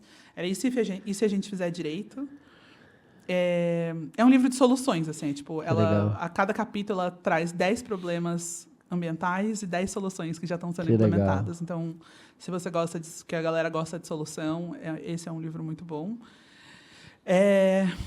Uma pergunta para a Ana do Quintessa. Se ela estivesse começando do zero hoje, por onde ela começaria no campo do impacto? Boa. Muito bom. Farei essa pergunta amanhã para ela. E até que a gente vai explorar o que é impacto também, né? Que é um outro universo que dá pra gente conversar muito e vai ser super interessante. Certeza. Amiga, muito obrigado pela sua agradeço. presença. Foi um prazer conversar com você. Que a gente vai se barrar em muitas outras vezes. Com certeza. E Pri, também parabéns pelo seu podcast, que tá lindíssimo. Obrigado. Eu acho que é um dos podcasts, tanto a nível de conteúdo como esteticamente, mais lindos que eu já vi.